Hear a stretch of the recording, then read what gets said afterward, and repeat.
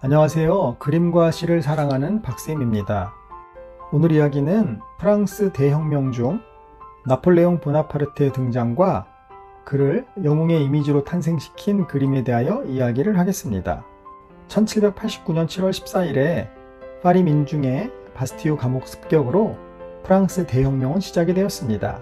당초 바스티유 감옥에는 많은 정치범들이 있을 것으로 예상을 했지만 그곳에 복역 중인 사람들은 고작 7명 뿐이었으며 정치범이 아닌 경제사범이나 성범죄자 등 잡범들이 대부분이었습니다. 결국 7명에게 자유를 안겨준 꼴이 되었습니다.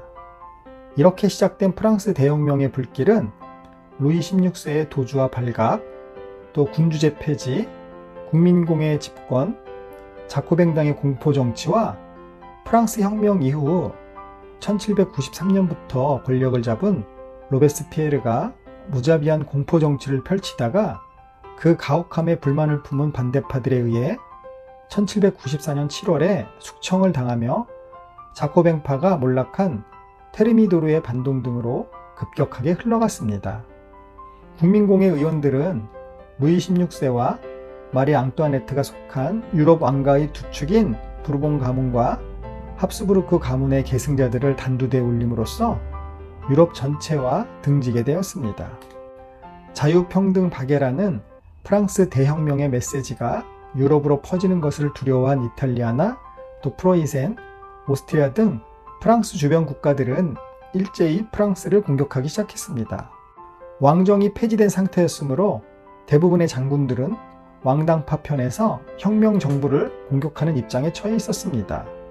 프랑스 군대가 지리멸렬한 상태에서 공화주의자인 장교 나폴레옹 보나파르트가 혜성처럼 등장을 했습니다.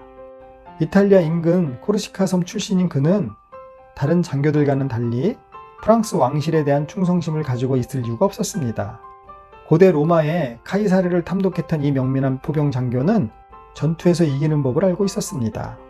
1793년 왕당파와 나폴리, 스페인군의 손에 넘어간 프랑스 남부의 항구도시 툴롱 수복 전투에서 대승을 거둔 이 24살의 중위 나폴레옹은 군대의 공백 속에서 일약 준장으로 승진을 했습니다. 당시 얼마나 군인 장교가 없었으면 중위가 단번에 준장이 될 수 있었는지 참 아이러니합니다. 그리고 1796년 나폴레옹 준장은 툴롱을 공격한 나폴리군을 저지하기 위해 이탈리아 원정을 나섭니다. 이 이탈리아 원정을 20년 동안 펼쳐진 나폴레옹 전쟁의 서막이라고 보는 견해도 있으며 이때 나폴레옹의 나이는 고작 27살이었습니다. 혁명으로 인한 혼란 속에서 국민의 사기가 떨어지고 경제적 파탄이 닥쳐오자 프랑스 정부는 전통적으로 국경 분쟁이 있었던 이탈리아 정복을 통해 국민의 사기 진작을 깨했던 것입니다. 그리고 이때까지만 해도 나폴레옹은 그냥 군인일 뿐 정치가는 아니었습니다. 1794년에 프랑스 정권 내부에서 9일간의 테르미도르 반동이 일어나 공포정치를 이끌던 로베스피에르, 생주스트, 에베르 등이 단두대에 오르자 프랑스 정부에는 권력의 공백 상태가 찾아왔습니다. 혁명 후 7년 동안 정권 다툼 속에서 마라, 당통, 로베스피에르 등 정치 지도자들 대부분이 암살되거나 처형되었던 것입니다. 내전과 폭동 속에서 프랑스는 일대 혼란에 빠졌습니다. 자크루이 다비드가 그린 마라의 죽음은 욕실에서 방문객을 맞다 왕당파 처녀인 샤를로트 코르데이의 칼에 피살된 자랑스럽지 않은 마라의 죽음을 순교자의 죽음으로 격상시키고 있습니다. 화면의 절반 이상을 차지한 어두운 배경 속에서 팔과 머리를 늘어뜨린 채 죽어있는 마라의 몸은 마치 십자가에서 내려지는 예수처럼 비장하고도 엄숙해 보입니다. 이 그림을 통해 다비드는 다시 한번 격렬한 혁명 지지자의 면모를 과시하고 있습니다. 혁명의 지도자들이 이 같은 혼란에 빠져 있는 동안 나폴레옹은 이탈리아 원정에서 승리하여 이탈리아 공화국을 세우고 있었습니다. 이탈리아를 다스리던 세력은 나폴레옹에게 연이어 패했으며 이어서 영국이 점령하고 있던 이집트 원정에서도 나폴레옹은 빠른 기습전과 뛰어난 전략으로 영국군에게 승리를 했습니다. 연이은 승리로 나폴레옹은 프랑스의 영웅으로 떠올랐습니다. 귀족 출신이 아니었던 나폴레옹은 민중과 병사들의 사기충천에 뛰어났는데 그 인기는 파리 치안국 사령관을 맡아 파리의 치안을 안정시키고 살롱의 여신격이었던 조세핀 드 보아르네와 결혼하며 절정에 이릅니다. 이 인기를 얻고 5인의 총재 중 1인으로 선출이 되었습니다. 그러나 5인의 총재 정부, 또 원로원, 500인의 의회로 나뉜 체제는 지리멸렬한 권력 싸움으로 국민들의 신망을 잃었습니다.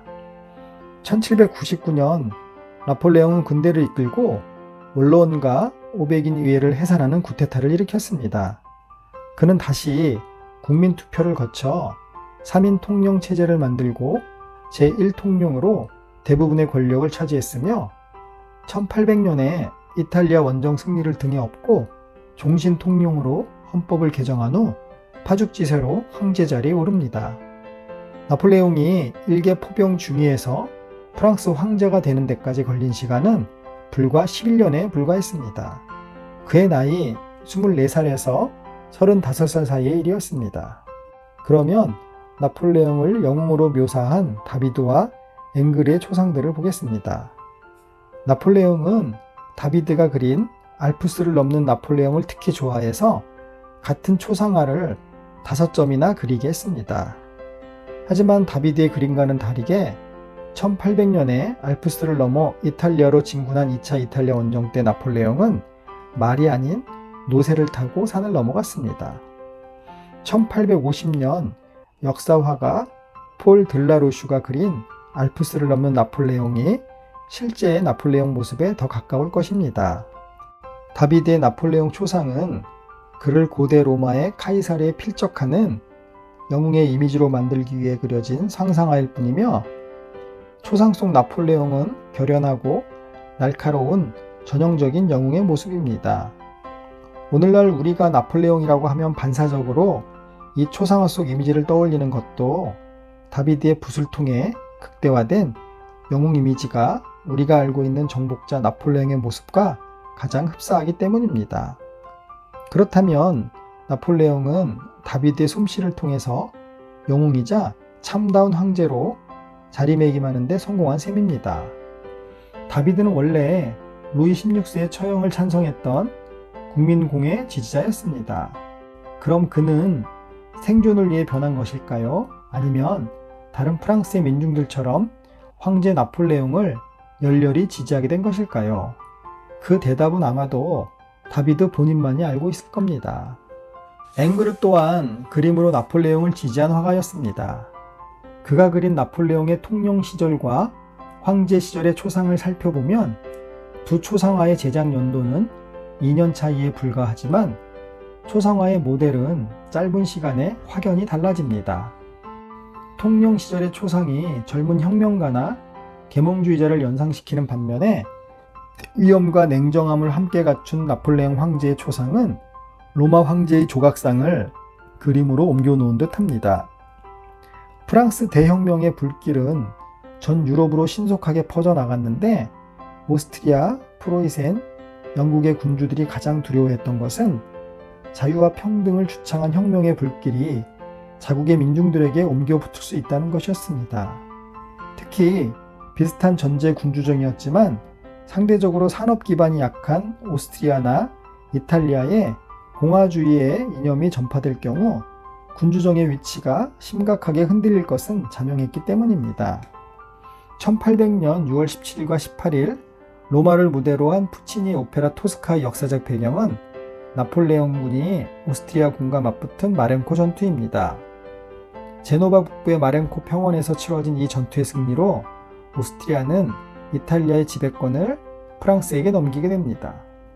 프랑스와 나폴레옹은 당시 페르디난트 1세와 마리아 카롤리나 나폴리 여왕의 전제 정치, 그리고 교황의 지배권에 시달리던 로마의 자유와 공화주의를 불러오는 전령과도 같이 여겨졌습니다. 오페라 토스카는 감옥인 천사의 성에 갇혀있던 안젤로티가 탈옥해서 친구 카바라도시를 찾아오며 시작이 됩니다. 공화파이며 나폴레옹 지지자인 카바라도시는 안젤로티를 숨겨주지만 냉혹한 경시총감 스카르피아에게 단서를 잡힙니다. 카바라도시의 애인인 가수 토스카를 연모하는 스카르피아는 토스카를 이용해서 카바라도시를 잡아들이고 이어 안젤로티의 행방마저 찾아냅니다. 카바라도시의 별장 우물에 숨어있던 안젤로티는 체포 직전 자살하고 카바라도시 역시 형장의 이슬로 사라집니다.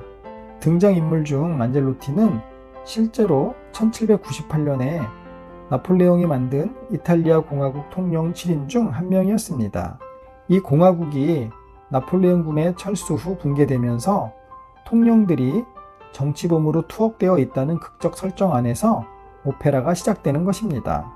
푸치니는 이 오페라에서 벌어지는 고문과 처형, 살인, 사건들의 공포감을 극대화하기 위해 또 혁명, 공화주의, 나폴레옹, 교황 등 정치적 모티브의 강렬함을 강조하기 위해 불협화음과 어두운 선율을 사용해서 극의 긴장감을 높이고 있습니다. 오늘은 푸치니 오페라 토스카로 이야기를 마치겠습니다. 오늘 이야기가 여러분들에게 유익하셨기를 진심으로 바라고요. 여러분들의 구독, 좋아요는 제게 힘을 주는 에너지입니다. 감사합니다.